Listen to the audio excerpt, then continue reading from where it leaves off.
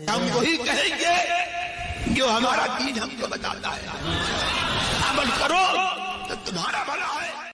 السلام علیکم ورحمۃ اللہ تعالی وبرکاتہ۔ الحمد للہ رب العالمین والعاقبۃ للمتقین والصلاة والسلام علی رسولہ الکریم وعلی آلہ وصحبہ اجمعین، اما بعد فاعوذ باللہ من الشیطان الرجیم، بسم اللہ الرحمن الرحیم۔ ان اولیاؤہ الا المتقون، صدق اللہ العظیم وصدق رسولہ النبی الامین المتین الکریم، ونحن علی ذلک لمن الشاہدین والشاکرین والحمد للہ رب العالمین۔ ان اللہ وملائکتہ یصلون علی النبی یا ایھا الذین آمنوا صلوا علیہ وسلموا تسلیما۔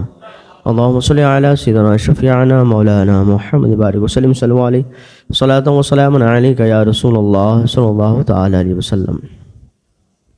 غوث اعظم بمن بے سرو ساما مدد قبلہ دی مدد کعبہ ایما مدد، بگردہ بلا افتاد کشتی ضعیفان و شکست راہ تو پچھتی، بحق خواجہ عثما ہارونی مدد کن یا معین دین چشتی۔ قادریم نعرے یا غوث اعظمی صنم، دمز شیخ احمد رضا خاں قطب عالم صنم، دمز شیخ اختر رضا خاں قطب عالم صنم۔ اعلیٰ حضرت عظیم البرکت مجدد دین و ملت الشاہ امام احمد رضا خان فاضل بریلوی بریلی شریف کی سرزمین سے پکارتے ہیں، یا رسول اللہ سرور کہوں کہ مالک و مولا کہوں تجھے، باغ خلیل کا گل زیبا کہوں تجھے، تیرے تو وصف عیب تناہی سے ہے بری، حیرہ ہوں میرے شاہ میں کیا کیا کہوں تجھے۔ لیکن رضا نے ختم سخن اس پہ کر دیا، خالق کا بندہ خلق کا آقا کہوں تجھے۔ وہاں کیا مرتبہ اے غوث ہے بالا تیرا، اونچے اونچوں کے سروں سے قدم ہے اعلیٰ تیرا، تجھ سے در سے سگ سے ہے مجھ کو نسبت، تجھ سے در سے سگ سے ہے مجھ کو نسبت، میرے گردن میں بھی ہے دور کا ڈوڑا تیرا۔ حضرات محترم، یہ مہینہ ماہ غوث کا مہینہ ہے، اور یہ اہل سنت والجماعت کے قسمتوں میں ہے کہ کبھی وہ 12ویں مناتا ہے تو کبھی 11ویں مناتا ہے، کیونکہ ہم 11ویں والے بھی ہیں اور 12ویں والے ہیں۔ افسوس انہیں ہونا چاہیے کہ تاریخ اور مہینے آتے ہیں چلے جاتے ہیں اور انہیں ان تاریخوں کا احساس تک نہیں ہوتا ہے، ان کی عظمتوں کا احساس تک نہیں ہوتا ہے۔ اللہ کا کروڑوں احسان ہے کہ رب قدیر نے ہمیں اہل سنت والجماعت والا پیدا فرمایا۔ ہم جانتے ہیں کہ 11ویں کی قدر کیا ہے اور 12ویں کی قدر کیا ہے، ہم ہی جانتے ہیں کہ 11ویں کی عظمت کیا ہے اور 12ویں کی عظمت کیا ہے، ہم ہی جانتے ہیں کہ 11ویں کی رفعت کیا ہے اور 12ویں کی رفعت کیا ہے۔ یہ اہل سنت والجماعت کے مقدر میں ہے کہ کبھی 12ویں مناتا ہے کبھی 11ویں مناتا ہے۔ ابھی ہم 12ویں منا کے آئے ہیں کہ 11ویں ہمارا شروع ہو گیا ہے اللہ کے فضل و کرم سے۔ تو یہ مہینہ، یہ ماہ غوث کا مہینہ کہا جاتا ہے۔ اس مہینے میں ولیوں کے سردار آئے ہیں، اسی لیے 11ویں کی برکتیں سب حاصل کرتے ہیں۔ 12ویں والے کیوں؟ اس لیے کہ 12 تاریخ کو نبیوں کے سردار آئے تھے، اور 11ویں والے کیوں؟ اس لیے کہ اس مہینے میں، اور 11ویں جو نسبت ہے حضور غوث پاک سے، تو اس مہینے میں جو منایا جاتا ہے سرکار غوث پاک کی نسبت کا ڈنکا بجایا جاتا ہے، تو اس لیے اسے ماہ غوث بھی کہا جاتا ہے۔ اللہ رب العزت ہمیں 12ویں شریف کا صدقہ بھی نصیب عطا فرمائے اور 11ویں شریف کا بھی صدقہ نصیب عطا فرمائے۔ سرکار غوث پاک رضی اللہ تعالی عنہ کے مرتبہ، ان کی عظمت، ان کی رفعت بہت بلند ہیں۔ ہم نہیں کہتے، بریلی کے تاجدار کہتے ہیں، واہ کیا مرتبہ اے غوث ہے بالا تیرا۔ واہ، لفظ واہ پہ تو غور کیجیے، واہ کیا مرتبہ۔ اگر کسی کے مرتبے بہت زیادہ بلند ہو اور اس مرتبے کو کسی کو سمجھانا ہو تو کہتے واہ واہ واہ کیا مرتبہ اے غوث ہے بالا تیرا، اونچے اونچوں کے سروں سے ہے قدم اعلیٰ تیرا۔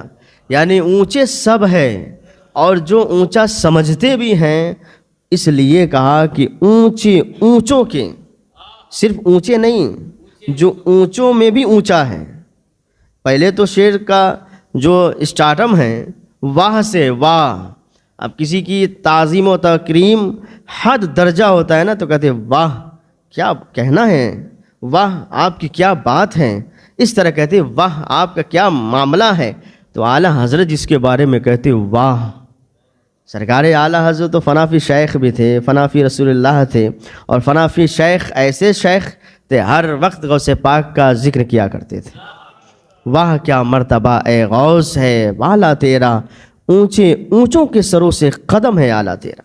تو سرکار غوث پاک کی عظمت بیان کر کے اپنی بارے میں کیا کہتے ہیں؟ تجھ سے در، یہ نہیں کہا اے غوث تجھ سے میں نہیں، تجھ سے در، در سے سگ، سگ یعنی کہ جو دربان ہوں، پہرا دیتا ہوں دروازے پہ، یعنی کہ اپنے آپ کو دروازے کے لائق بھی سرکار اعلیٰ حضرت نہیں سمجھ رہے ہیں۔ تجھ سے در، در مانے دروازہ، تجھ سے در، در سے سگ، سگ مانے کتا، وفادار جو بیٹھا رہتا ہے۔ ہم کیا ہے؟ کتا ہیں، لیکن پالتو نہیں، پالتو ہیں ہم، پالتو ہیں، ہمارے گردن میں پٹا لگے ہیں، اس لیے ہم پالتو ہیں، پھالتو نہیں۔ اب جس کے گردن میں نہیں ہے وہ ڈر ڈر نگر نگر پھرتے رہتے ہیں، وہ پھالتو ہوتے ہیں، ہم پالتو ہیں۔ اور سرکار اعلیٰ حضرت نے جو نظریہ پیش فرمایا ہے، تجھ سے در، در سے سگ، سگ سے ہے مجھ کو نسبت، یا غوث ڈائریکٹ کیسے میں نسبت اس سے کروں؟ تو نواسۂ رسول ہے، اور تیرا چرچا تو سب نے کیا ہے، ابھی تو آیا نہیں تھا تیرا چرچا ہو رہا تھا۔ وہ غوث جو آیا ابھی نہیں ہے، اب تجھ سے در، در سے سگ، سگ سے ہے مجھ کو نسبت۔ سرکار اعلیٰ حضرت کہتے ڈائریکٹ تجھ سے نسبت کیسے کروں؟ تو وہ ہے جو آیا بھی نہیں تھا، تیری بشارتیں ڈھونڈ رہے تھے، لوگ تیری بشارتیں دے رہے تھے۔ ایسے ہی میرے آقا کریم صلی اللہ تعالیٰ علیہ وسلم ایک مرتبہ حضرت فاطمہ زہرا رضی اللہ تعالیٰ عنہا کے گھر تشریف لاتے، اور میرے آقا کریم صلی اللہ تعالیٰ علیہ وسلم کا یہ معاملہ تھا، جب گھر تشریف لاتے تو امام حسن بھی ہوتے، امام حسین بھی ہوتے، اور دونوں سے پیار کرتے۔ اب ظاہر سی بات ہے، میں پہلے بھی یہ بات کہہ چکا ہوں کہ گھر میں اگر دو بچے ہیں، جو سب سے چھوٹا ہوتا ہے پیار سب سے زیادہ اس پہ آتا ہے، کیونکہ جو بڑا ہوتا ہے وہ پیار حاصل کر لیا ہوتا ہے، اب اس کے طرف زیادہ لوگ دھیان نہیں دیتے، اس لیے کہ یہ جتنا پیار حاصل کرنا تھا بڑے پن کی وجہ سے بہت کر لیا، اب چھوٹا آئے گا اس سے زیادہ نسبت ہونے لگتی ہے، زیادہ محبت ہوتی ہے۔ تو سرکار نبی پاک صلی اللہ تعالیٰ علیہ وسلم آتے، امام حسین سے پہلے ملتے، امام حسین کو پہلے گلے سے لگاتے، سینے سے لگاتے، بوسہ لیتے، اور پھر اس کے بعد امام حسن کو لیتے، انہیں بوسہ لیتے، گلے سے لگاتے۔ لیکن ایک بار ایسا ہوا، نبی پاک صلی اللہ تعالیٰ علیہ وسلم حاضر ہوئے حضرت فاطمہ زہرا رضی اللہ تعالیٰ عنہا کے گھر میں، تو امام حسن بھی ہیں، امام حسین بھی ہیں۔ میرے مصطفیٰ کریم صلی اللہ تعالیٰ علیہ وسلم آگے بڑھے، دونوں بچے موجود ہیں، امام حسن کو پہلے گلے لگا لیا، امام حسن کو پہلے پیشانی پہ ان کے بوسہ لیا، اور پھر ان سے محبت کرنے لگے، اور اس کے بعد پھر امام حسین سے محبت کرنے لگے۔ حضرت فاطمہ زہرا دیکھنے لگتی ہیں، کہتی یہ تو عادت کے خلاف ہے، میرے آقا جب آتے تھے تو پہلے امام حسین سے محبت کرتے، اس کے بعد امام حسن سے محبت کرتے، لیکن آج معاملہ یہ ہے کہ پہلے امام حسن سے محبت کر رہے ہیں، بعد میں امام حسین سے محبت کر رہے ہیں۔ تو اتنا کہنا تھا نبی پاک صلی اللہ تعالیٰ علیہ وسلم سے، جیسے حضرت فاطمہ زہرا کہتی یا رسول اللہ، یہ میرے بابا جان آج تو الٹا دیکھ رہا ہوں، آج تو الٹا دیکھ رہی ہوں، پہلے آتے امام حسین سے محبت کرتے، اس کے بعد امام حسن سے محبت کرتے، لیکن آج حال یہ ہے کہ پہلے امام حسن سے محبت کر رہے ہیں، اس کے بعد امام حسین سے محبت کر رہے ہیں۔ تو نبی پاک صلی اللہ تعالیٰ علیہ وسلم ارشاد فرماتے ہیں، سنو میری بیٹی فاطمہ، حسن کے پیشانی میں ایک نور چمک رہا ہے، ایک نور چمک رہا ہے جو اس کی اولاد میں سے آئے گا، اور وہ میرا محبوب ہوگا، رب کا بھی محبوب ہوگا۔ اسی کو صوفیہ، اسی نور کو صوفیہ شیخ عبد القادر جیلانی کے نام سے جانتے ہیں۔ شیخ عبد القادر جیلانی، میرے غوث تو ابھی آئے نہیں تھے، ڈنکا پہلے سے بج رہا تھا، میرے مصطفیٰ نے پہلے ہی بشارت عطا فرما دی، یہاں تک کہ امام حسن آپ ایک مرتبہ بار بار آسمان کی طرف دیکھ رہے تھے، لوح محفوظ کی طرف نظر فرما رہے تھے، تو آپ نے دیکھا کہ میرا جو چھوٹا بھائی ہے امام حسین، ان کی نسل سے 9 امام ہیں، 12 امام ہیں نا، 12 ایک حضرت علی، امام حسن، امام حسین، اور اس کے بعد امام زین العابدین، حضرت امام باقر، حضرت امام جعفر صادق، حضرت امام موسیٰ کاظم، حضرت امام نقی، حضرت امام تقی، حضرت امام علی رضا اور حضرت امام حسن عسکری. یہ سب امام، اور ایک امام مہدی آنے والے ہیں. تو یہ سارے امام ہیں. حضرت امام حسن نے دیکھا کہ میرے جو چھوٹے بھائی ہے امام حسین کے نسل سے 9 ہیں، اور اپنے بارے میں دیکھا تو ایک بھی نہیں ہے. شرمندہ ہو گئے اور پھر افسوس کرنے لگے. نظر نیچی ہوئی کہ ندا آئی، اے امام حسن پریشان کیوں ہوتا ہے؟ کیوں پریشان ہوتا ہے؟ گھبرانے کی ضرورت کیا ہے؟ تمہارے بھائی امام حسین کی نسل سے 9 امام ہیں، اور اے امام حسن تیری نسل سے ایک شہزادہ پیدا ہوگا.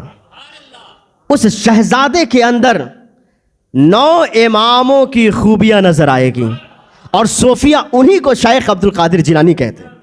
شیخ عبد القادر جیلانی میرے غوث تو آئے نہیں تھے، اسی لیے تو اعلیٰ حضرت کہتے ہیں غوث اے میرے غوث تجھ سے در سے سگ سے ہے مجھ کو نسبت.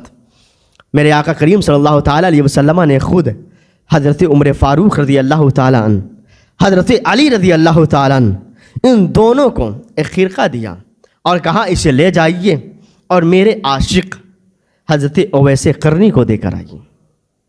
میرا عاشق ہے جو قرن میں رہتا ہے، یہ خرقہ لے جائیے اور آپ میرے عاشق اویس قرنی کو دے دیجئے گا، اور ان سے کہیے گا کہ وہ میری امت کی مغفرت کے لیے دعائیں کریں، میری امت کے لیے دعائیں کریں. اب نبی پاک صلی اللہ تعالیٰ علیہ وسلم بھی تو دعا کرتے ہیں اور کرتے تھے، ہمیشہ کرتے رہیں گے. لیکن کیوں کہا میرے مصطفیٰ نے؟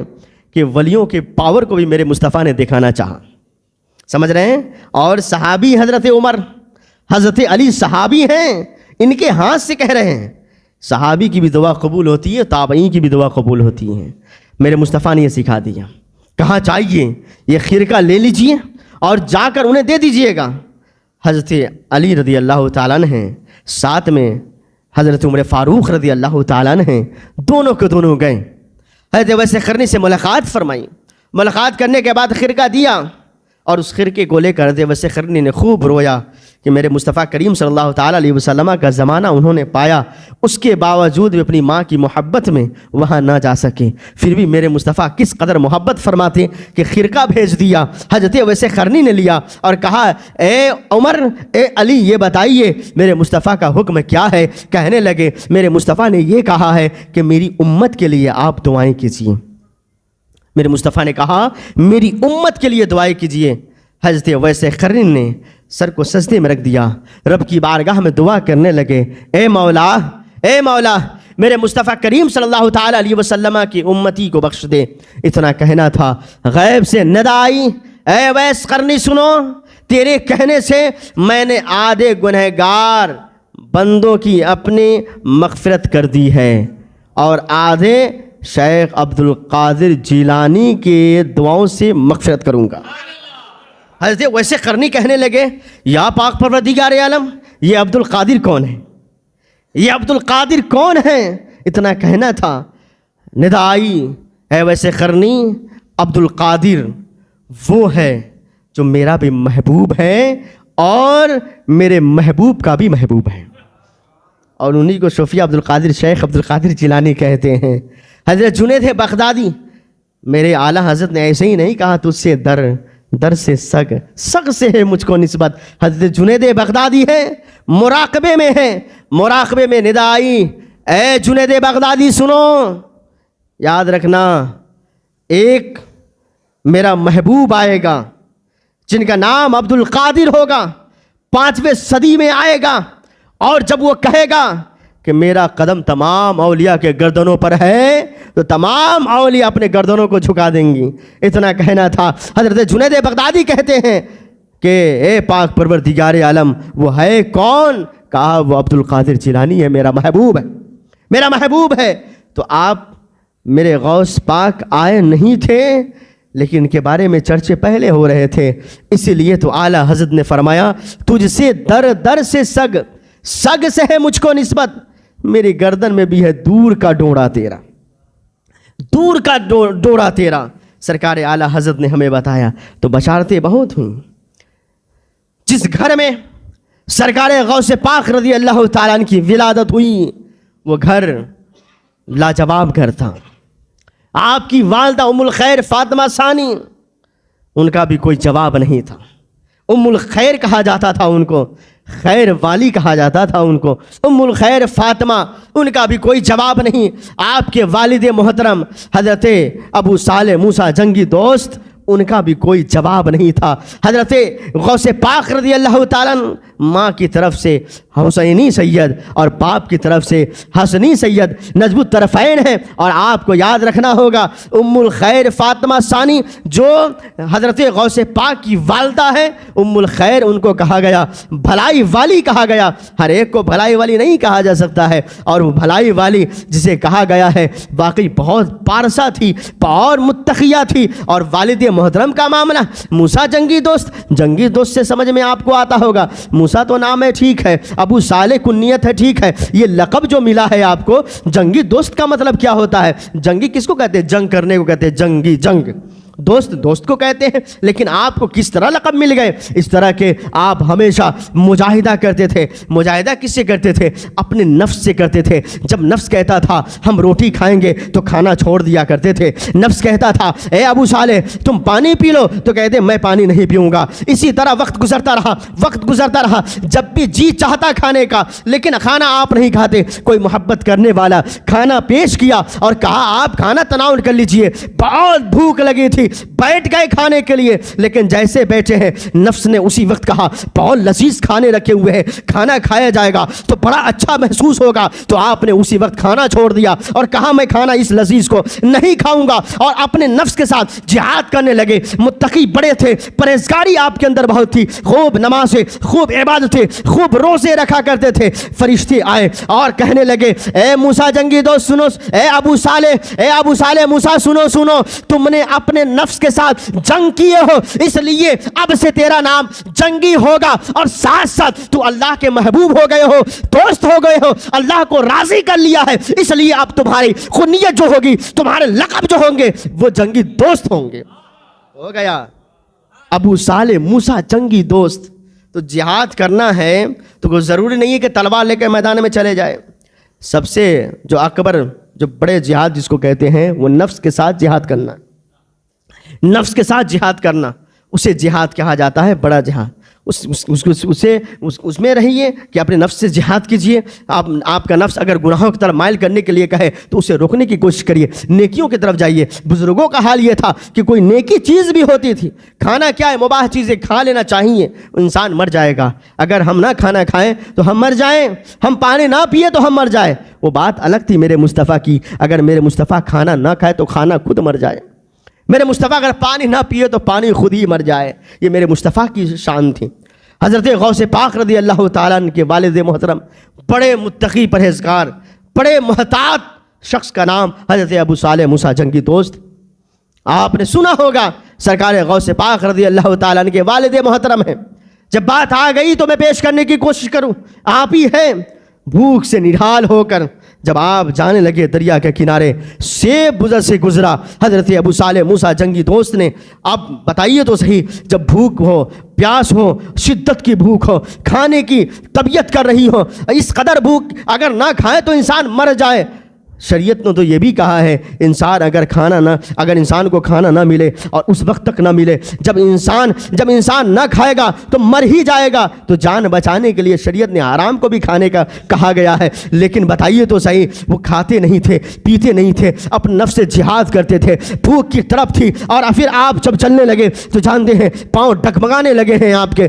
پھل آیا سیب ایک اٹھا لیے، اور اٹھانے کے بعد یہ سوچ کر کھائے اسے کھاؤں گا، پھر بدن میں طاقت پیدا ہوگی، پھر اللہ رب العزت کی عبادت کروں گا رب کی، اس لیے اٹھایا کھانے کے لیے۔ کھایا، جیسے طاقت ہوئی، فکر نے کہا اے ابو صالح موسیٰ جنگی دوست تم نے کیا کیا تم نے؟ جب تک کہ نہیں کھائے تھے طبیعت بگڑ رہی تھی، سیب اٹھایا کھایا، اب دماغ میں جیسے طاقت پہنچی، سوچ فکر پیدا ہونے لگی، اے موسیٰ صالح جنگی دوست تم نے کیا کیا؟ تم نے سیب کیوں کھا لیے؟ یہ کہاں سے آیا یہ سیب؟ یہ کس کا سیب ہے؟ کیا تم نے اجازت لی؟ اب یہ جب سوالات پیدا ہونے لگے، حالانکہ وہ سیب کھاتے تو اس سے کوئی مسئلہ نہیں ہے، کوئی مسئلہ نہیں تھا، وہ سیب سڑ جاتے، ختم ہو جاتے، اسے کھا لیا گیا، جان بچانے کے لیے کھایا گیا۔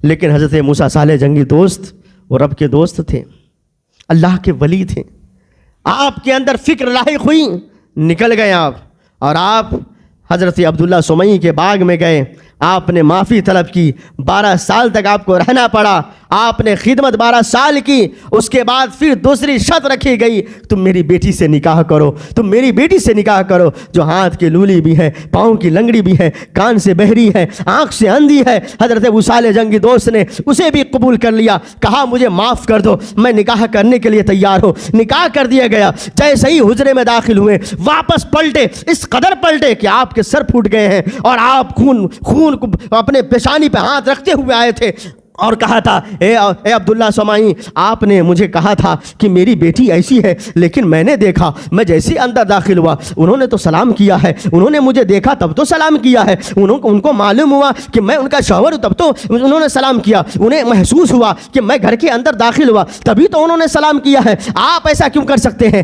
حضرت عبداللہ سومی نے کہا سنو سنو، یہ سچ ہے کہ آنکھوں سے وہ اندھی ہے، کبھی کسی غیر محرم کو انہوں نے دیکھا نہیں ہے، یہ سچ ہے، یہ بہری ہے، کبھی انہوں نے غیر محرم کی آواز تک نہیں سنی، ہاں یہ سچ ہے کہ ہاتھ سے لولی ہے، کبھی اپنے ہاتھ کو غلط چیز کے طرف اشارہ تک نہیں کی ہے، ہاں یہ صحیح ہے کہ پاؤں کی لنگڑی ہے، کبھی کسی غلط جگہ پر اپنے قدم کو نہیں اٹھائی ہے، ہاں یہ سچ ہے۔ لیکن اے ابو صالح جنگی دوست، میری بیٹی وہی ہے جو تم نے دیکھا ہے، شکریہ ادا کیا۔ اور خود ام الخیر فاطمہ ثانی کہتی ہے 60 سال کے بعد جب خوشخبری آئی، وہ خوشخبری کس کی تھی؟ وہ شیخ عبد القادر جیلانی کی تھی۔ تجھ سے در سے سگ سے ہے مجھ کو نسبت، سگ سے ہے مجھ کو نسبت۔ سرکار غوث پاک رضی اللہ تعالیٰ عنہ کے والد محترم خود کہتے ہیں، جس رات سرکار غوث پاک پیدا ہونے والے تھے نا، اسی رات آپ کے والد محترم خود دیکھتے ہیں کہ عبد القادر جیلانی جس رات پیدا ہونے والے تھے، جس دن پیدا ہونے والے تھے، اس رات کو میں نے دیکھا کہ میرے مصطفیٰ کی زیارت ہوئی ہے۔ نبی کریم صلی اللہ تعالیٰ علیہ وسلم ارشاد فرماتے ہیں، اے ابو صالح جنگی دوست سنو، تیرے گھر میں جو بچہ پیدا ہونے والا ہے، اس کا مقام ایسا مقام ہے جس طرح میرا مقام نبیوں میں ہے، اس طرح اس کا مقام ولیوں میں ہے۔ اور سرکار غوث پاک رضی اللہ تعالیٰ جب پیدا ہوئے ہیں، اور جب پیدا ہوئے، اللہ اکبر، ایسے ہی نہیں پیدا ہوئے تو 18 پارہ قرآن مقدس کے حافظ بن کر پیدا ہو۔ کوئی ایسے ہی پیدا ہوتا ہوگا، کوئی غوث پاک کا مقابلہ نہیں کر سکتا تو میرے مصطفیٰ کا مقابلہ کہاں سے کر سکتا ہے؟ سرکار غوث پاک 18 پارہ قرآن مقدس کے حافظ تھے، 18 پارہ ماں کے پیٹ میں یاد کر لیا۔ ماں تھی ویسی قرآن پڑھنے والی نا، اس لیے یاد کر لیا نا۔ ماں اگر سیریل دیکھنے والی ہو تو کیسے بیٹا حافظ قرآن بن جائے گا؟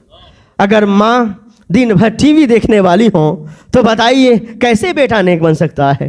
اگر ماں دن بھر چغل خوری میں اور غیبت میں ملوث ہوں تو کیسے بیٹا نیک اور پارسا ہو سکتا ہے؟ ام الخیر فاطمہ ثانی کا حال یہ تھا، جب جھاڑو لگاتی تھی تو قرآن پڑھتی تھی، جب جھولا جھولاتی تھی تو جب آپ برتن دھلتی تھی تو قرآن پڑھتی تھی، جب کھانا بناتی تھی تو قرآن پڑھتی تھی، جب آپ ادھر کوئی بھی کام آپ انجام دیا کرتی تھی تب قرآن مقدس کی تلاوت کرتی تھی، ادھر قرآن یہ پڑھتی جاتی تھی۔ سرکار غوث پاک تو ولیوں کے سردار تھے نا، آپ ماں کے پیٹ میں بھی رہتے تھے۔ کچھ لوگ یہ بھی کہتے ہیں، یہ تو بتائیے ٹھیک ہے قرآن مقدس کی تلاوتیں ہوتی ہیں، تو قرآن مقدس کی تلاوت کرنے کے بعد ایسا تھوڑی ہے کہ ماں کے پیٹ میں بچہ حافظ قرآن بن جائے گا اور جو ماں پڑھے گی وہ بچہ پڑھنے لگے گا۔ یہ سچ ہے کہ اگر ماں نیک ہوگی تو بیٹا نیک پیدا ہو جائے گا، یہ سچ ہے، لیکن ماں اگر قرآن کی تلاوت کرے تو بیٹا پیٹ کے اندر کیسے وہ سیکھ لے گا؟ ایسا کیسے ہو سکتا ہے؟ آئیے غوث پاک سے پوچھتے ہیں۔ جب سرکار غوث پاک مدرسہ جایا کرتے، ایک فرشتہ مامور تھا آپ کو مدرسہ لے جانے کے لیے اور واپس لے کے آنے کے لیے۔ ہے کوئی ایسا بچہ؟ ایک فرشتہ جاتے تھے ساتھ میں، اور لے جا کر جب مدرسہ پہنچتے تو کہتے افسحوا اولیاء اللہ کے ولی کے لیے جگہ چھوڑ دو، اللہ کے ولی کے لیے جگہ چھوڑ دو۔ سرکار غوث پاک کہتے ہیں میں وہ آواز سنتا تھا لیکن میں پوچھتا کچھ نہیں تھا، جیسے میں جاتا سب چھوڑ دیتے جگہ، میں بیٹھ جاتا، اور جب استاذ مجھ کو کہتے پڑھو بسم اللہ الرحمن الرحیم اور الحمدللہ رب العالمین، تو میں نے 18 پارہ پڑھ دیے۔ اور استاذ کہتا ہے کہ اے عبد القادر تمہارا حال کیا ہے؟ میں نے ابھی تمہیں ابتدا کروایا، تم نے 18 پارہ قرآن پڑھ کر خاموش ہوئے، کہاں یاد کیا؟ کہا میں اپنی ماں کے شکم میں یاد کیا۔ یہ ہم اور آپ نہیں کہتے، سرکار غوث پاک خود کہتے۔ اگر کسی کو سمجھ میں نہ آئے تو یہ بھی سمجھے، سرکار غوث پاک رضی اللہ تعالیٰ عنہ خود ہی اپنی ماں سے کہتے امی جان مجھے وہ بات بتاؤ نا جو میں آپ کے شکم میں تھا۔ یہ کون کہہ سکتا ہے جنہیں شکم میں رہ کر بھی سب چیز دیکھ رہے ہوتے ہیں؟ وہی یہ بات کہہ سکتا ہے، ماں میں جب آپ کے شکم میں تھا اس وقت کی کچھ باتیں بتاؤ نا۔ ماں کہتی ہے بیٹا ایک بار ایسا ہوا میں گھر میں تھی، ایک شخص آیا اور مجھ سے کچھ مطالبہ کیا، میں گھر کے اندر تھی، کوئی مرد نہ تھا، میں باہر نہیں نکلی، وہ اندر آنے کی کوشش کرنے لگا تو میں نے یا محمدہ کہہ کے پکارا، میں نے رسول پاک صلی اللہ تعالیٰ علیہ وسلم سے مدد چاہی، اتنا کہنا تھا ایک شیر آیا جو ببر شیر تھا اور اسے دبوچ کر واپس لے گیا، اتنا کہنا تھا۔ حضرت شیخ عبد القادر جیلانی کہتے ہیں اماں جانتی وہ کون تھا؟ کہا مجھے نہیں پتا وہ کون تھا، کہا وہ میں ہی تھا۔ اب اسے سمجھ میں آئے گا جو واقعی عاشق غوث پاک ہے۔ اب ہر چیز میں جو نقطہ چینی کرتا اسے کیا سمجھ میں آئے گا؟ کہے گا غوث پاک ماں کے پیٹ میں بھی اور شیر بن کر بھی آ گئے۔ ابے تجھے ہی سمجھانے کے لیے تو سرکار غوث پاک نے 70 مریدوں کے یہاں چلے گئے ایک وقت میں۔ کس کو سمجھانے کے لیے گئے؟ 70 مریدوں کے گھر میں چلے گئے ایک ہی وقت میں افطاری کرنے، یہ تجھے سمجھانے کے لیے۔ سرکار غوث پاک رضی اللہ تعالیٰ عنہ کو سمجھانے کی ضرورت نہیں تھی، لیکن وہ جانتے تھے کہ کچھ لوگ ہیں جنہیں سمجھانا چاہیے، اسے وہ سمجھے گا نہیں لیکن کم سے کم بولتی تو کم سے کم بند ہو جائے گی۔ سرکار غوث پاک کہتے ہیں ماں وہ میں تھا۔ پھر ماں کہتی ہے بیٹا ایک انار کے درخت پر جب میں گئی اور جانے کے بعد انار کے درخت سے میں نے انار توڑنے کی کوشش کی، لیکن تم نے بہت تیز ہچکلی ماری جس کی وجہ سے میں بیٹھ گئی، اور پھر وہاں سے میں پیٹ کو پکڑ کر شکم کو پکڑ کر گھر چلی آئی، انار کو نہ توڑا۔ کہا ماں مجھے معاف کرنا، میں نے جان بوجھ کر ہچکلی ماری تھی، جان بوجھ کر چونٹی لی تھی۔ کہا بیٹا ایسا کیوں کیا؟ کہا ماں جس انار کے درخت کے پھل کو تم توڑ رہے تھی وہیں پر ایک اژدہا بیٹھا تھا، ماں تم نے نہیں دیکھا لیکن میری ماں میں نے دیکھ لیا تھا، اس لیے میں نے جنبش کی اور آپ کے پیٹ میں درد ہوا جس کی وجہ سے آپ گھر واپس آ گئی اور اس اژدہا سانپ سے آپ بچ گئی۔ اور اس اژدہا سانپ سے یہ کون کہہ رہے؟ سرکار غوث پاک۔ کب کہہ رہے ہیں؟ جب ماں کے شکم میں ہیں، آپ دروازے پر بیٹھے تھے، ایک سائل آیا اور آنے کے بعد کہا السلام علیکم، آپ نے کہا وعلیکم السلام وعلیکم السلام۔ وہ سائل دور گیا پھر واپس آیا، کہا عبد القادر جیلانی میں نے تجھے ایک مرتبہ سلام کیا تو ایک ہی مرتبہ جواب دینا چاہیے تھا، تم نے 2 مرتبہ سلام کا جواب کیوں دیا؟ میں نے ایک مرتبہ سلام کہا السلام علیکم، تم نے کہا وعلیکم السلام وعلیکم السلام، اس کی کیا وجہ ہے؟ تو سرکار غوث پاک کہتے سنو، ایک ابھی کا جواب دیا، ایک باقی تھا اس کا جواب دیا، ایک باقی رہ گیا تھا اس کا جواب دیا ہے۔ کہا باقی کب؟ میں نے تو پہلی بار آپ کو سلام کیا ہے، اس سے پہلے تو کبھی سلام نہیں کیا۔ کہا سنو، جب میں اپنی ماں کے شکم میں تھا تم ادھر سے گزرے تھے اور تم نے سلام کیا تھا، میری والدہ نے نہیں سنا لیکن میں نے سن لیا، لیکن اس وقت چاہتا تو جواب دے دیتا، میں نے اس لیے جواب نہیں دیا کہ اگر میں اس وقت جواب دیتا میری ماں گھبرا جاتی، میری ماں ڈر جاتی، میری ماں خوف کھا جاتی، اسی لیے میں خاموش رہا۔ کل کے جو سلام تھے اس کا چکتا بھی کر دیا اور ابھی جو سلام کیے ہو اس کا بھی چکتا کر دیا ہو، اس لیے میں نے 2 سلام کا جواب دیا ہے۔ یہ کون کہہ رہے ہیں؟ سرکار غوث پاک رضی اللہ تعالیٰ۔ کیا مرتبہ ہے وہ، کیا مرتبہ غوث ہے، پالا تیرا اونچے اونچوں کے سروں سے قدم آلا تیرا، تجھ سے در سے سگ سے ہے مجھ کو نسبت، میرے گردن میں بھی ہے دور کا ڈورا دے. یا غوث دور کا ڈورا ہے, ہم اس لائق نہیں ہیں کہ آپ سے ڈائریکٹ نسبت کریں. پہلے در کو لائیں گے, اس کے بعد سب کو لائیں گے, اس کے بعد اپنی نسبت کو رکھیں گے. اس لیے کہ وفادار وہی ہوتا ہے جو دروازے پر بیٹھ کر پہرہ داری کرتا ہے. وفادار وہ نہیں ہوتا ہے کہ جس کی پہرہ داری کرے اسی کی شان میں گستاخی کرے. تو بتائیے تو صحیح, کون سچا عاشق رسول ہے؟ وہی ہے جو اہل سنت والجماعت سے تعلق رکھتا ہے. کون سچا عاشق غوث ہے؟ وہی ہے جو سچ مچ غوث پاک سے محبت کرتا ہے, غوث پاک سے محبت کرتا ہے. یہ سرکار غوث پاک رضی اللہ تعالیٰ نے. اسی طرح جب آپ کی عمر 18 سال کی ہوئی ہے, 18 سال کی جب عمر ہوئی سرکار غوث پاک رضی اللہ تعالیٰ کی, تو سرکار غوث پاک رضی اللہ تعالیٰ آپ کہیں جا رہے تھے. 12 سال کی عمر کی پہلے بات بتاؤں, 12 سال کی عمر ہے, آپ کہیں تشریف لے جا رہے تھے. ایک بیل جانے لگا, بیل آپ پیچھے پیچھے ہو لیے, تو اس بیل کے اندر اللہ نے گویائی عطا فرما دی, بولنے کی طاقت. حیوان بولتا نہیں ہے, حیوان ناطق بولتا ہے. ہم حیوان ناطق ہیں اور صرف جانور کیا ہے؟ حیوان ہیں. اس سے بولنے کی طاقت اللہ نے چھین لی ہے, اس کو بولنے کی طاقت نہیں ہے. لیکن غوث پاک جب چلنے لگے پیچھے پیچھے تو کہتا ہے, اے عبد القادر, تم اس کے لیے پیدا نہیں کیے گئے ہو, تم تو اللہ رب العزت کی طرف جانے کے لیے پیدا کیے گئے ہوں. سرکار غوث پاک رضی اللہ تعالیٰ واپس گھر آ گئے, اور پھر اس کے بعد آپ ایک جگہ جانے لگے. ایک جگہ جیسے جاتے ہیں, ایک بہت مجذوب شخص ہیں. سرکار غوث پاک تو اسی وقت سمجھ گئے کہ کوئی جانور کسی سے بات کرتا ہے کیا؟ نہیں کرتا ہے. مجھ سے بات کیا ہے مطلب کیا؟ میں ایک الگ آدمی ہوں, ایک بچہ, میں الگ ہوں, میں ہر بچوں کی طرح نہیں ہوں. سرکار غوث پاک سمجھ گئے ایک مجذوب شخص ہے. مجذوب شخص کے پاس گئے اور جانے کے بعد کہنے لگے, یہ بتاؤ اے مجذوب, میں عاشق بنوں یا محبوب؟ میں عاشق بنوں یا محبوب؟ مجذوب شخص کہتا ہے کہ اس کا جواب میں تجھے کل دوں گا.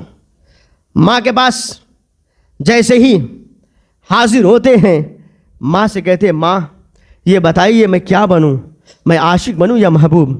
کہنے لگے, بیٹا کیا بات ہے, یہ بات کیوں کرتا ہے؟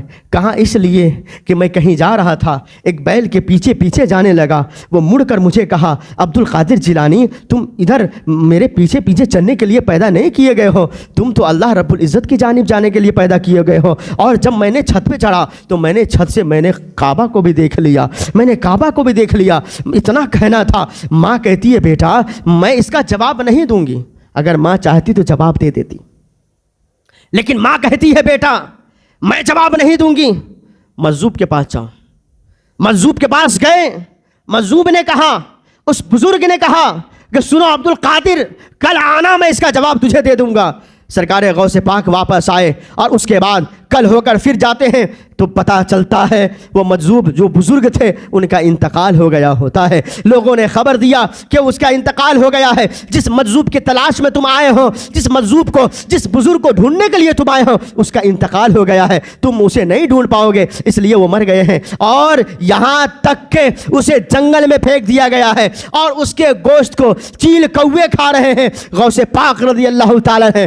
آتے ہیں آپ, اور آنے کے بعد اسی مجذوب کے پاس پہنچ کر کہتے ہیں, اے مجذوب سنو سنو, اے بزرگ سنو سنو, تم نے وعدہ کیا تھا کہ میں تجھے کل بتاؤں گا اس سوال کے جواب کو کہ تم محبوب بنے گا یا عاشق بنے گا, لیکن آپ تو پہلے ہی مر گئے. آپ مجھے بتائیں گے یا نہیں بتائیں گے؟ جو اللہ کا ولی ہے وہ جھوٹ نہیں بولتا ہے, وہ سچ بولا کرتا ہے. جو اللہ کا ولی ہوتا ہے وہ کبھی جھوٹ نہیں بولتا, وعدہ خلافی نہیں کرتا ہے. اور آپ وعدہ خلافی کر رہے ہیں.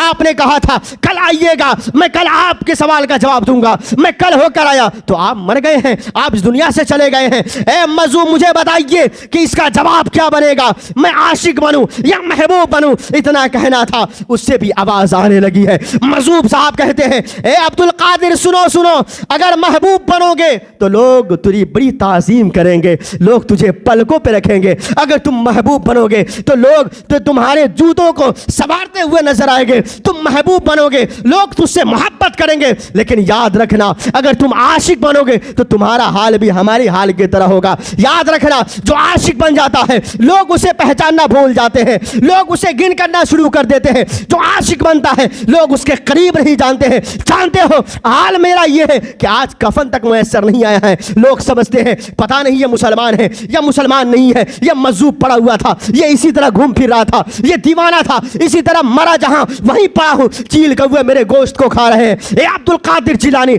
महबूब बन जाना लेकिन आशिक मत बनना। सरकार गौसे पाक रज़ी अल्लाह ताला जवाब देते हैं, ए मजूब साहब सुनिए सुनिए, महबूब तो मैं पहले ही हूं, याद रखिएगा मैं आशिक बनकर दिखाऊंगा, मैं आशिक बनकर दिखाऊंगा। महबूब तो मैं बन चुका, महबूब तो मेरे सरकार गौसे पाक है ही है महबूब यज़दानी। कहा मैं आशिक बनकर दिखाऊंगा। सरकार गौसे पाक रज़ी अल्लाह ताला ने माँ से इजाज़त ली, माँ मैं तालीम हासिल करना चाहता हूँ, मैं तालीम और हासिल करना चाहता हूँ। बग़ैर तालीम के कोई वली नहीं बन सकता। समझ रहे हैं ना? जो अपने आप को वली कहे उनसे पूछिए नमाज का तरीक़ा क्या है, उनसे पूछिए कि मस्जिद के आदाब क्या है, उनसे पूछिए कि ज़कात के मसाइल क्या हैं, रोज़ों के मसाइल क्या है। सिर्फ पीर बन जाने से कोई पीर नहीं होता है, बल्कि पीर वो होता है जो शरीयत को जानता है, उसे ही पीर कहा जाता है। जैसे ही सरकार गौसे पाक ने भी तो हमें सिखा दिया ना, पहले तालीम हासिल करो। आप उसी वक्त नहीं निकल गए मुजाहिदा में कि हाँ हमें आशिक बनना है, बल्कि आपने क्या कहा, पहले तालीम मुकम्मल करना है। माँ से कहा माँ अब मैं बगदाद जाना चाहता हूँ, मैं वहाँ तालीम मुकम्मल करूँगा। माँ ने कहा बेटा अगर तुम्हारी यही मर्ज़ी है तो इल्म हासिल करने के लिए तुम जा रहे हो तो मैं रोक नहीं सकती, चले जाओ। लेकिन माँ ने कहा बेटा कभी झूठ मत बोलना। आज की माँ क्या कहते हैं, बाप क्या कहते हैं, कोई आया बुलाने तुम बाप खुद ही कहता है जाओ बेटा से जाओ, बोल देना कि अब्बा नहीं है, अब्बा घर में हैं। बस समझ आ रही है ना, अब्बा घर में हैं। फिर बेटा ही से कहते हैं जाओ कह देना कि अब्बा घर में नहीं है। बच्चा क्या बड़ा होकर सीखेगा, झूठी तो सीखेगा। अब्बा ने झूठी तो सिखाया है? माँ बाप जो सिखाते हैं ना, माँ बाप की जो गोद होती है ना वो पहला मदरसा है। माँ बाप ने जो सिखा दिया बच्चा वही आगे बनता है और बड़ा होता है और वही समझदार होता है। इंसान को चाहिए झूठ ना बोलें, सच के दामन को पकड़े रहें, हलाल रोज़ी खाने की कोशिश करें। ये दो चीज़ अपने समझिए गुत्ती में बांध लें कि झूठ नहीं बोलना है और फिर हलाल रोज़ी खाना है। इंशाअल्लाह वो यहाँ भी कामयाब रहेगा, वहाँ भी कामयाब रहेगा। जैसे ही माँ ने कहा बेटा झूठ मत बोलना, और फिर 40 अशरफिया आपके बाएं पहलू में सील देती है, कहती है जाओ बेटा, और चले सरकार गौसे पाक रज़ी अल्लाह ताला। सच की बरकत ऐसी हुई कि जैसे ही आप पहुँचे हैं हमदान जगह पे, जब वहाँ पहुँचे बहुत बड़ा डाकू था एक, समझ रहे, डकैती करता था, काफले जाते थे लूट लिया करता था। अब यह भी बताना ज़रूरी था कि झूठ कितनी जलील चीज़ है और सच में अल्लाह ने कितनी बरकतें रखा। सच बोलने से क्या फ़ायदा होता है। सरकार गौसे पाक बच्चे हैं, पहुँचे आप, और जैसे आप पहुँचे हैं हमदान जगह पे जो बगदाद यानी इराक़ के रास्ते ही में पड़ता है, जब आप पहुँचे पहले ही से डाकू मौजूद हैं। डाकुओं ने काफिला को लूट लिया, और लूटने के बाद क्या हुआ, एक एक डाकू आते रहे आपके पास, बता बच्चे तुम्हारे पास कुछ है? कहा हाँ है मेरे पास। क्या है? 40 अशरफिया है। कहाँ है? बगल में दबा के रखा हूँ, बगल में सील के रखा हूँ, मेरी माँ ने सील दी है। कितना सच बच्चा बोल रहा है, कितना प्यारा बच्चा, और कितनी प्यारी बातें कर रहा है। कोई होता तो बचा लेता। अगर कोई बाप 100 रुपया दे, बेटा ले जाओ इसे अपने ज़रूरियात में खर्च करना, कुछ खा लेना पी लेना, दोस्त पकड़ के कहता है तुम्हारे पास कुछ रुपया है, चलो कुछ खाते हैं, तो बच्चा खुद ही कहता नहीं मेरे पास कुछ नहीं है, इसलिए कहता है ऐसा नहीं कि मेरा ये खा जाएगा, ख़त्म कर देगा। बच्चों में ये है, तो सीखता वही है जो घर का माहौल होता है। सरकार गौसे पाक की कितनी प्यारी और कितनी प्यारे अंदाज में बोला होगा कि डाकू सुनो मेरे पास है, और कहाँ है वो भी बता दिया, किसने सिला वो भी बता दिया। अब डाकू है, कहा ज़माना झूठ का चल रहा है, یہ زمانہ جھوٹوں کا ہے، اس میں سچ کہاں سے آ گیا؟ یہی نا، اسی لیے تو چھوڑ دیا ڈاکو نے نا. ڈاکو نے کیا کہا؟ نہیں تم صحیح نہیں بول رہے ہو، چلا گیا. کیوں؟ یہ زمانہ ہی جھوٹا ہے، یہ جھوٹ پر ہی چل رہا ہے زمانہ. یعنی زمانے کے لوگ، زمانہ تو سب بہتر ہے، اللہ نے جس چیز کو پیدا کیا سب بہتر ہے، لیکن یہ جو ماحول چل رہا ہے جھوٹوں کا ماحول ہے، اس میں سچا کہاں سے آ گیا؟ اس لیے تو چھوڑ دیا. نہیں تو کیوں چھوڑتا؟ کہا نہیں تم صحیح نہیں بول رہے ہو، یعنی سچ بولا جا رہا ہے تو کہا تم جھوٹ بول رہے ہو. چلا گیا. ایک اور آیا، اس نے بھی یہی کہا ہاں میرے پاس ہے، اور کہاں ہے وہ بھی بتا دیا، کتنا ہے وہ بھی بتا دیا، سیلا کس نے وہ بھی بتا دیا. پھر وہ چلا گیا، پھر آیا، پھر گیا، پھر آیا، پھر گیا. تمام قافلے لوٹ لیے گئے. سردار کے پاس آیا گیا. سردار کیسے کہنے لگا بتاؤ تو صحیح، سب کے مال سب کو تقسیم کرنے لگا. تو ایک شخص، ایک ڈاکو آ کر کہا، ایک بڑا الگ ماجرا میں نے اپنے کانوں سے سن لیا اور دیکھ لیا. کہا کیا بات ہے؟ کہا اس لیے ایک چھوٹا سا بچہ ہے، میں نے اس کے پاس جا کر کہا اے بچے یہ بتاؤ کہ تمہارے پاس کچھ ہے؟ تو اس نے کہا ہاں میرے پاس ہے. کہا کہاں ہے؟ کہا بغل میں. کہا کیا ہے؟ کہا 40 اشرفیہ ہے. کہا کس نے سلا؟ کہا ماں نے سلا. یہ ساری باتیں کہا تو میں نے اسے چھوڑ دیا. دوسرا تیسرا چوتھا سب یہی بات کہنے لگے. میں نے بھی پوچھا، مجھے بھی جواب ایسے ہی آئی ہے. اتنا کہنا تھا. اس ڈاکو نے کہا جو مین سردار تھا، بدوی کہتے ہیں کہ جاؤ اور اس بچے کو بلا کر لے کر آؤ. جیسے ہی سرکار غوث پاک کے بارگاہ میں وہ ڈاکو کے جو ساتھی ہوتے ہیں وہ آ کر پوچھتے ہیں یہ بتاؤ کہ تم نے اس وقت جو کہا تھا ابھی کہتے ہو؟ کیونکہ اب تو لوٹتے ہوئے دیکھ لیا نا، اب لوٹتے ہوئے دیکھ لیا نا، اب نہیں بتائے گا ہو سکے تو. کہا جو میں پہلے کہتا تھا وہ آج بھی بول رہا ہوں، اور جس کے سامنے لے کر جاؤ گے وہاں بھی بولوں گا. کہا بول دے گا؟ ہاں بول دوں گا. کہا چلو میرے ساتھ. لے کر آیا. کہاں لے کر آیا؟ جو سردار ہیں ڈاکوؤں کا، جب اس کے پاس لے کر آیا، آنے کے بعد کہتا ہے کہ ڈاکو جو سردار ہے، ڈاکو کا سردار ہے، وہ کہتا ہے اے بچے یہ بتاؤ کہ تم نے جو ان سے کہا ہے یہ سچ ہے؟ کہا ہاں میں سچ ہی بول رہا ہوں کہ میرے بغل میں 40 اشرفیہ سلے ہوئے ہیں جو میری ماں نے سل کر رکھا ہے. اتنا کہہ رہا تھا. ڈاکو کہتے تلاش کرو. جیسے تلاش کیا گیا، اشرفیہ گنتی کی گئی 40 ہی تھی، کم نہ تھے، 40 ہی تھے. اگر بولنے والے بول دیتے کم ہی بتا دیتے کہ کم چلا جائے گا، لیکن آپ نے کہا 40 ہے. جب گنتی کیا گیا 40، ڈاکو ہکا بکا رہ گیا. سب کے سب پریشان ہو گئے. چھوٹا سا بچہ ہے، کیا تربیت پائی ہوگی، اور کیوں نہ ہو نواسہ رسول ہے. اور جو نواسہ رسول ہوتا ہے، جو حقیقی سید ہوتا ہے، وہ جھوٹا نہیں ہوتا ہے، وہ سچا ہوتا ہے. جیسے ہی اس ڈاکو نے کہا یہ 40 اشرفیہ تم نے رکھا، اگر تم جھوٹ بول دیتے تمہارے یہ اشرفیہ بچ جاتے، تم بچا لیتے. کہا اے ڈاکو صاحب بچانے سے کیا فائدہ، جب ماں سے وفا کیا تھا اس وفا میں خیانت داری کر دوں، ماں سے جو وعدہ کیا تھا اس وعدہ کے خلاف چلا جاؤں. ماں نے کہا تھا بیٹا جھوٹ مت بولنا، تو میں کیسے جھوٹ بول دوں؟ اشرفیہ سے زیادہ قیمتی میری ماں کی باتیں، میری ماں کی باتیں ہیں. ماں سے دعا کروایا کرو. میں بار بار کہتا ہوں ماں سے دعا کروایا کرو. پیروں کے چکر میں مت پڑو.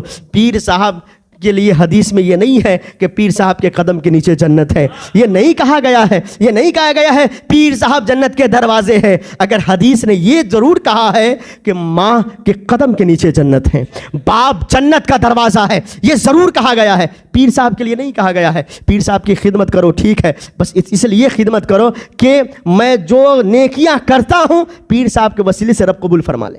ایسا نہیں ہے پیر مرید ہو گئے اب سارا معاملہ جیسا بھی ہو بس پیر صاحب پیر صاحب پیر صاحب. تو پھر جان لیجئے نہ تو ایسا مرید بھی کامیاب ہوتا ہے، نہ ایسا پیر بھی کامیاب ہوتا ہے. سمجھ رہے ہیں نا؟ بڑی نفسی کا عالم ہوگا وہاں، کوئی کسی کا پوچھنے والا نہیں ہوگا. سمجھیے اس چیز کو، اپنے اعمال کی خود ہی درستگی کیجیے. اگر کہیں کچی رہ جائے، کہیں کمی بیشی رہ جائے تو اپنی ماں کی بارگاہ میں آئیے، ان سے دعا کیجیے.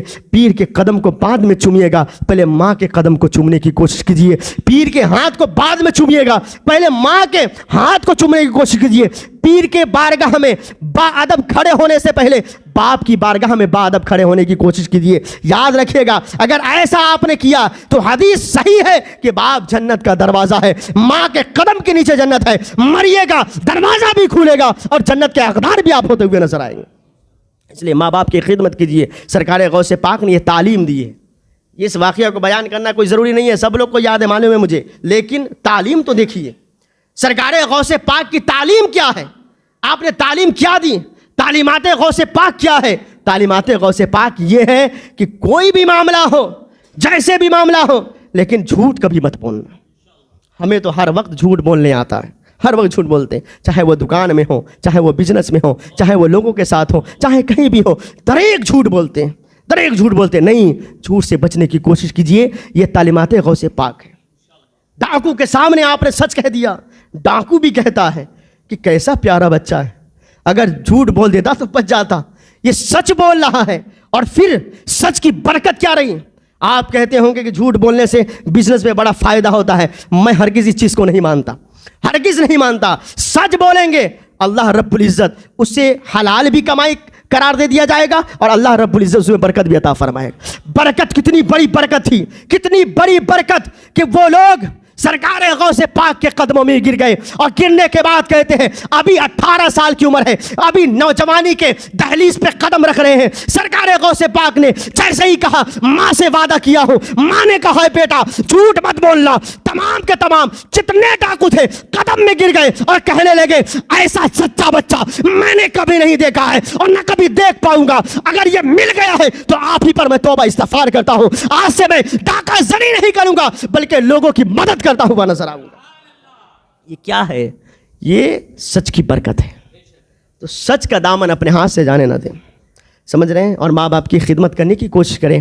ماں باپ کوئی کسی کی دعا جلدی آپ کے لیے قبول نہیں ہوگی، لیکن ماں اگر ہاتھ اٹھا دیا، ماں اگر ہاتھ اٹھا دی تو یقیناً اللہ رب العزت دعا قبول فرمانے والا ہے، ضرور دعا قبول فرمانے والا ہے۔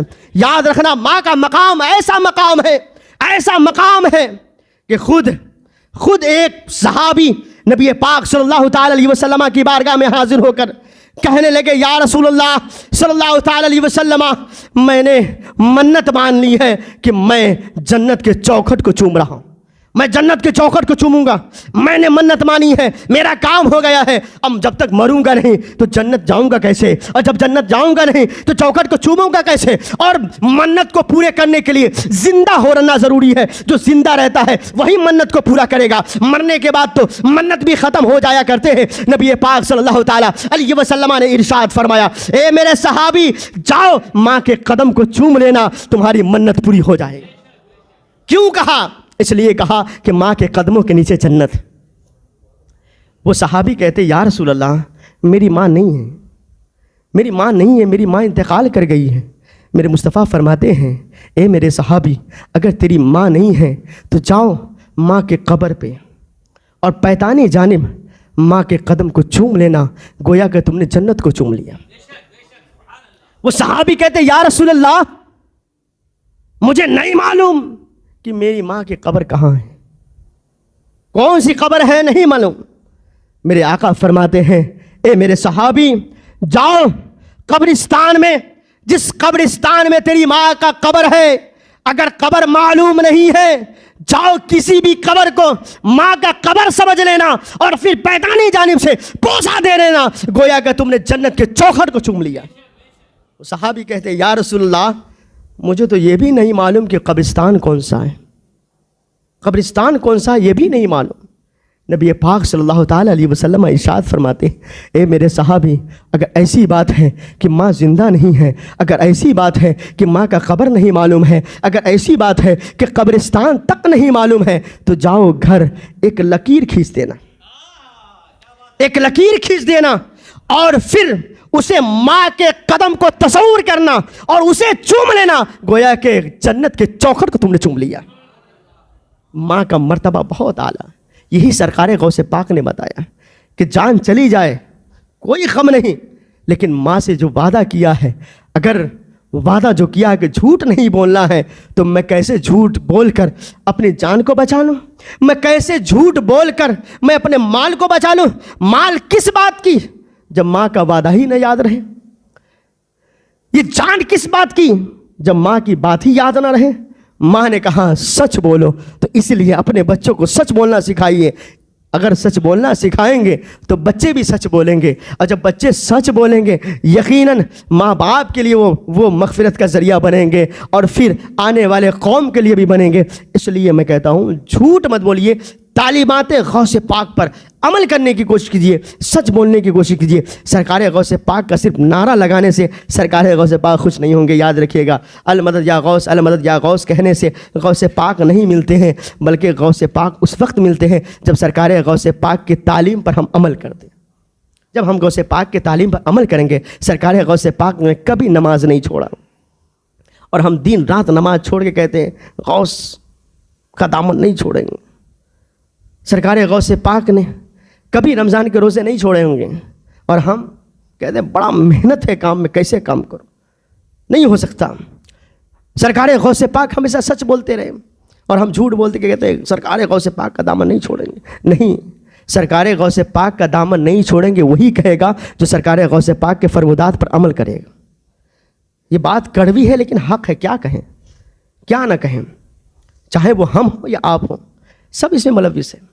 اللہ رب العزت سرکار غوث پاک کے صدقے میں ہمیں صحیح راہ چلنے کی توفیق عطا فرمائے. سرکار غوث پاک رضی اللہ تعالیٰ عنہ کے صدقے میں اللہ تبارک و تعالیٰ ہماری نماز قضا نہ ہونے دیں. ہم مسجد نہیں آتے ہیں, ہم ادھر ادھر پھرتے ہیں, اذان ہو گئی ادھر ادھر گھوم رہے ہیں پھر رہے ہیں, نہیں, بلکہ مسجد اس لیے آئیے کہ ہمارے بزرگوں نے نماز پڑھی ہے, تبھی جا کر میرے مصطفیٰ کی آنکھوں کی ٹھنڈک بنی ہے. ہم نماز نہیں پڑھیں گے, مصطفیٰ جانے یار اب تو یہ ٹرینڈ چل رہا ہے نا, آئی لو محمد, آئی لو محمد, نماز نہیں پڑھے گا, نماز قضا کر رہا ہے, آئی لو محمد. ابھی تو کیسا محمد صلی اللہ علیہ وسلم جو محبت کرنے والا ہے. بات کڑوی ہے نا, نہیں کیا کروں, کہہ دیتا ہوں میں, بات کڑوی ہے. آئی لو محمد صلی اللہ علیہ وسلم, سب لوگ نعرہ لگا رہے ہیں, جماعت کھڑی ہے, آئی لو محمد صلی اللہ علیہ وسلم. یہ کیا ہے؟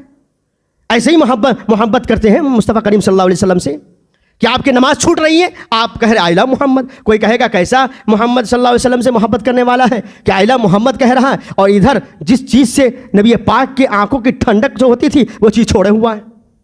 یہ کیسی محبت ہے؟ تو آئی لو محبت اس وقت کہے جبکہ واقعی مصطفیٰ کا عشق اپنے سینے میں بیٹھایا ہے. واقعی اگر محبت حضور سے کرتے ہیں تب جا کے آئی لو محمد کہے. اسٹیٹس لگانے سے کوئی مصطفیٰ کریم سے محبت کرنے والا نہیں ہوتا, بینر لگانے سے کوئی عاشق رسول نہیں ہوتا. عاشق رسول اس وقت ہوتا ہے جب بند کمرے میں گوشہ نشینی اختیار کر کر نبی پاک کا عشق اپنے سینے میں جلا کر اپنے آنکھوں سے آنسو گرانے والا ہوتا ہے. وہ عاشق رسول سچا ہوتا ہے. اسی لیے تو سرکار اعلیٰ حضرت نے کہہ دیا نا, اے عشق تیرے صدقے چلنے سے چھوٹے سستے, جو آگ بجھا دے گی وہ آگ لگائی ہے, ایسی آگ لگائیے تو تمام آگ بجھ جائے. اور وہ کیا ہے؟ وہ عشق مصطفیٰ ہے. سرکار غوث پاک کے تعلیم پر عمل کرنے کی کوشش کیجیے. سرکار غوث پاک جب وہاں سے بغداد پہنچے, وہاں سے کیا ہوگا انشاءاللہ تعالیٰ پھر آئندہ جمعہ آپ کو بیان کرنے کی میں کوشش کروں گا. اللہ رب العزت سب سے پہلے ان تمام باتوں پر مجھے عمل کرنے کی توفیق عطا فرمائے, میرے بعد آپ سب کو عمل کرنے کی توفیق عطا فرمائے. السلام علیکم و رحمۃ اللہ.